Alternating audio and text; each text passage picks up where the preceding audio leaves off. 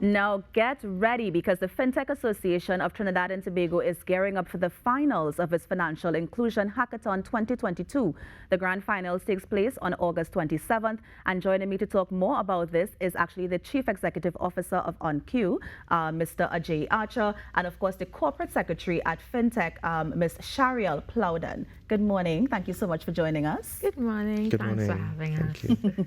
Now, Shariel, I'm going to start off with you first. What, or who I would say rather, is the Fintech Association or Fintech Association of TNT?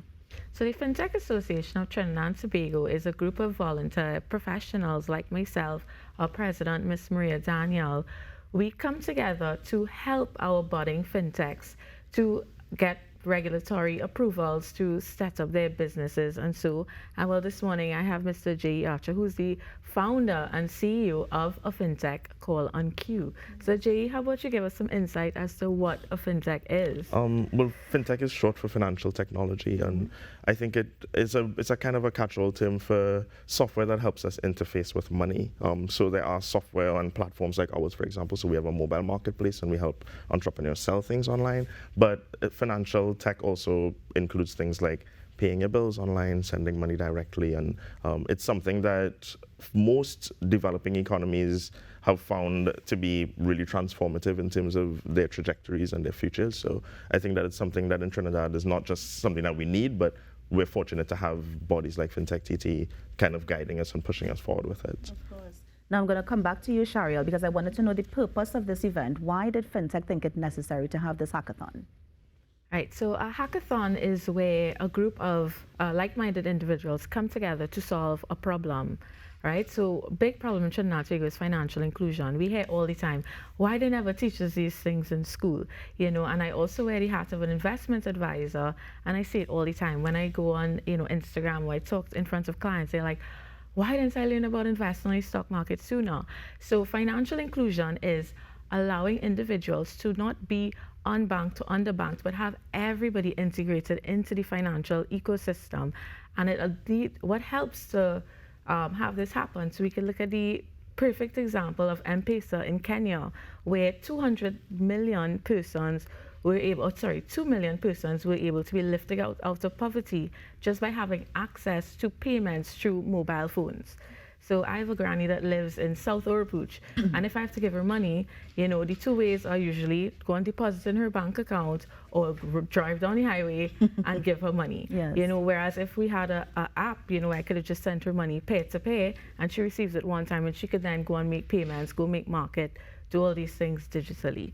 So that's what we decided. We want to take students and as well as fintechs alike to bring them together at this hackathon so that they can bring their ideas and also bring their actual fintechs, their prototypes to this event, and they have a chance to win a cash prize as well as get support from Ernst & Young, business support, as well as Visa's CyberSource. So Visa is one of our platinum sponsors to help them to take this idea to market. Now, when you say students, it's open to a certain age group only?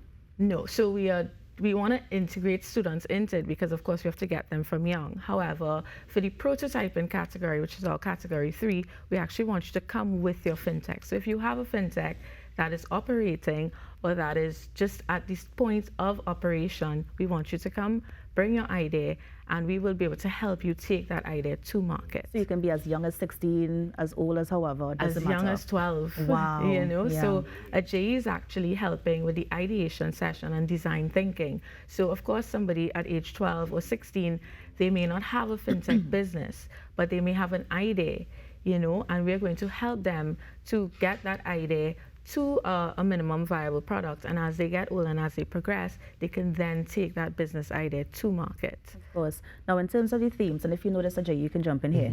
In terms of the themes involved in this year's hackathon, what can finalists look out for? I think that I think the general outlook on this hackathon is about financial inclusion, and I think it's the most important thing I would think for economies like ours, especially like small island developing economies, but also economies where there's so much of our GDP is contributed by MSMEs. It's a very easy way to mobilize SMEs and to kind of get money into their hands a little bit easier, because I don't think that there's a big challenge with large entities, getting money in and keeping cash flow, for example, but financial inclusion, kind of the mandate around that is leveling the playing field. So I think that the thematic approach for this hackathon should be or will be around creating solutions that improve or mitigate financial inclusion. Of course. Now, on this site, I was seeing something about different, was it categories or themes? Yes. Can you share some more about that? So categories or themes, yes. So we have cashless society, which is ultimately, while cash still has a place in society, right? However, of course, in terms of safety, in terms of ease of doing business, it's easier if we could just take out our cell phones, because everybody have our cell phones, right? Our mobile penetration is more cell phones than people. So it would just be easier if you could just take your cell phone and scan to make a payment, and that merchant is able to have access to that money 30 minutes or less.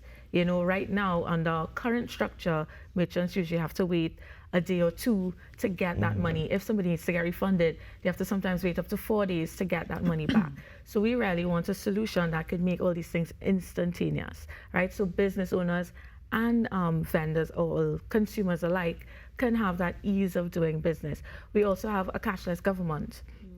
Right, so I know I have a friend that plays the National Orchestra, and he has to go to Treasury and get a check and then cash that check to access the money, whereas, this could be just simply sent to like a bank account or an e-wallet, So let me pause for a second here. We have the tap card now, where you can just simply tap your Republic Bank card or your Scotiabank card. Correct. Is that part of FinTech, or do you want something faster than that? Yeah, so that's not a part of FinTech, because it still physically requires you to be there to tap at the machine. Right. Yeah, so a good example Republic Bank has is this thing called cardless cash. I was in Grenada in June, and my little brother was here with my sister, and he needed money. And I just went on my Republic Bank app, and I used the cardless cash option. You up to $1,500 TT dollars at any ATM. He just went to the ATM, pressed a button, put in his code, and he got cash. Right. So that's how cardless we want it. But we wanted even a step further than that. I should have just been able to send it to his cell phone, and he got a little ping. And we have fintechs working on these solutions. I actually know of a fintech that has a solution for this. And this is what we want to take to market. So whenever I go out, WePay has done it with a watch. They had a launch in 2019, and we were all at Hyatt, and we were paying with our watches. So we just tapped the watch at the merchant, and our drinks were served to us. Is this something similar to what the US offers with Venmo? Yes, Okay, exactly. right. Venmo is an example of a fintech, as well as the other one, Zelle is more. Right, yes. So I Zelle all the time from Trinidad. Right. I'm Yeah. Zelling all the time, up to I think $3,000 US. Okay. Pay to pay. My mom lives in the States. Normally I have to line up for MoneyGrams, which is not a fintech. MoneyGram is not a fintech, because I still have to go to Massey and fill out a form. Answer a million questions. My gosh, the questions. Right, exactly. Yes. Where my mother should just be able to be like, oh, okay, I need to send money to my kids. Just put it on my phone and like a Zelle. Right. But we don't have that existing. And the reason why is because in Trinidad we have choice. Right. We have cardless cash, we have the tap to pay, we have credit cards, debit cards. We have so many options that, there's no immediate need for a fintech, but there is, because young people, like my little brother, he does not want to have to leave the house. He wants I like that you bring up young brother, because you're saying that we have so many options, but let's talk about the older people in our society. They love that face-to-face communication. They love lining up. They don't care. The first of the month, they love to wait in the line, and they love to go and talk to their teller. Yes. And I think one of the concerns that they have as well is the security. How much of my information am I uploading to be able to access these services? And I want to bring in Ajayi here. Ajayi, what is the concern, or should the elder people in society be concerned that they need to upload all this personal information to get access to that sort of technology? I think that our right to your privacy is huge. I think that's really important, but I think it's an interesting thing to be concerned about, because these are also, a lot of these elders are the same ones who are sending me spam messages on WhatsApp, right? So I don't think the concern so much is about the actual data as much as it is about the perception of giving up more of your freedom. And how do we encourage them to kind of not really let their guard down, but to believe that the technology is safe enough for them to use? I think empathy is important. I think that there is a great need for understanding that people have really justifiable concerns. In economies like ours, we have not had massive success with financial technology working very well. So there is going to be skepticism. We are living in a relatively proportionally higher fraud region than, for example, the United States. So of course people are going to have valid concerns, and I think that what we can do is on the regulatory side, there is a huge regulatory arm of our government that is meant to kind of secure people's interest in these areas, and I think that there can be a little bit more involvement from the regulatory bodies in terms of educating the public as to how this works, because I think that there's one thing for me to tell my aunt that, no, you can definitely upload your birth certificate with your phone, is not a problem, but then it's a different thing for the Central Bank of Trinidad and Tobago to say that to you. And I think that that's where what I mean when I say that there is this room for empathy that can be built, because when we approach people like people with valid concerns, I think that they tend to open up to whatever you need them to do. But also, in that same vein as well, when we hear the word uploading stuff, we think about the hackers who can hack and they can get your information. In addition to that, I've had friends who have been, they've been skimmed. Their card has been copied, they've been skimmed, and they have lost a lot of money. And so then how do we secure our deposits from things like that? I think that like those are realities that I want to say inescapable in the grand scheme of things. Like there are going to be security breaches from time to time in different platforms. Like Massey had recently. Like for example, Massey had recently. But I do think that the onus is on the people who are creating these systems to, one, make sure that they employ PCI compliant standards, because there are international standardizations for how security should work, right? And I think that partnering with the people that understand how that works is the best mitigation strategy against that risk. But I think that all of those have to happen on the back end, because I don't think people want to be explained that. You don't want to tell, I don't want to tell my aunt, oh no, it's safe to upload your birth certificate because there's PCI compliant database technology, right? I want to tell her that it's safe because it's safe. And I think that the people who are providing these platforms need to be the ones that are ensuring that it's safe before they make it accessible, because every time you release a tech product into the world and it allows people's data to get stolen, for example, you are also reducing the general confidence to move the entire thing forward, you know. So I feel like there is that. I think that the corporate Trinidad has a responsibility to play in terms of how they implement their technology, because they are who we are going to look at as our guiders for whether or not tech is working well. We are going to know if tech is working well when I can get my groceries on my phone. You know, like that. It's not going to be about security. It's going to be about convenience. And I think that even we've seen it with WhatsApp and with Facebook and with Instagram, people are really happy to trade data for convenience. Yeah, I mean, you know, I think that what they're not happy to do is to trade data for nothing. And I also think what they're not happy to do is trade data and not know that they're not getting something in return. So for example, I mean, like if it is you lose your money, you take so long to have to get it back. So is part of the corporate responsibility also ensuring that maybe you have insurance in case you lost your money, and then maybe you can get something for that? Yeah, I mean, but even if we think about like the banks only have so much insurance against you losing your money permanently as well. Like those are, but again, these are situations that we could approach with empathy, because I think that for example, if you're a payment services provider, you do have to have a certain policy around how are you going to deal with complaints, for example. But I do think that the onus is on you to not just have the policy, because the policy is one thing, but the culture of customer service. And again, it's a culture of empathy that needs to happen with technology. That I think, yeah, if you lose your money, it's not technology's fault that it's going to take you long. It's going to be somebody's decision that this isn't an important enough concern. And I think that when that decision is made that, yeah, this person's money matters, we need to treat it like it matters. And we need to give it back. And we need to give it back. Or we need to at least let them know, like, hey, we're going to get it back to you by X, for example, you know. But like those are not tech problems, those are people problems. And I think that a lot of the problems that we've blamed tech on are far more so about policy and the people that are setting them.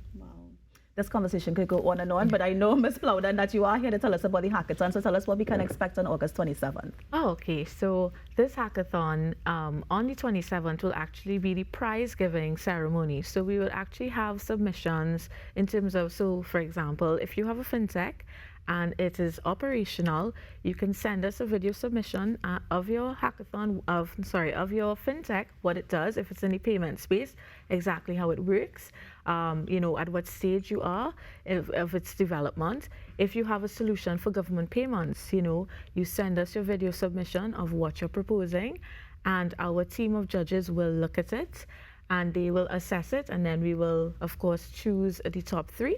and those top 3 persons will, of course, be awarded prizes. For our school categories, they will sending their ideas, and then we will have some membership spotlight series, as we call them. So JE, for example, will be doing design thinking, visas taking in terms of cardless operations or cashless operations. And we have other persons coming on board to, help in terms of pitching, how to give a good pitch. So we have EY coming in, Mr. Rudolph Anamji. He will be doing the session on that. And these sessions will be leading up, so they will be from this week onto the hackathon, the actual culmination of the final day. And that will take place, as we mentioned, on the 27th of August. It's a Saturday at Naparima College in San Fernando. So South, we're coming. People always say we leave them out. Yes. So no, we're coming to y'all. We're coming to Naparima College on the 27th of August. From what time? From 9 a.m. to 12 p.m. So we don't want to keep you too long because, of course, we're still in the pandemic. And we are going to have our prize giving ceremony. We'll have some of our sponsors there exhibitioning, some of their works. Visa CyberSource has been very instrumental in this, and I urge everybody to start Googling what Visa CyberSource is, because it solves some of the problems that the GE speaks about.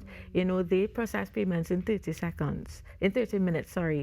They also give redress within like 2 to 3 hours, so you don't have to wait days. So some of the problems that we are experiencing, the technology is already out there solving these problems, but it's to raise awareness. Well, Shariel, it seems as if applications are still open. So is there a site that people can submit their project? Yes, so they can actually go on our website, fintechtt.com, and they would see the registration information. It's a nice short Google form. It's going to take you literally 30 seconds to complete, yes. To register. And even if you just want to attend to see what we're up to, if you want to become a member, you can go to our website. You can feel free to contact me at secretary@fintech.tt. That's my email address. You can send me a WhatsApp or even our info on the website. Our info, those emails come straight to me. And I would gladly answer all questions that persons have. Well, Shariel, thank you so much for coming in. At JE, we need to continue our conversation, but thank you so much for coming in as well. Don't forget, guys, it's happening, the hackathon, on August 27th. Remember, you can go to Fintech's website and you can submit your project because applications are open now. You're on the Now Morning Show. We're going to take a quick break and be right back. Stay with us.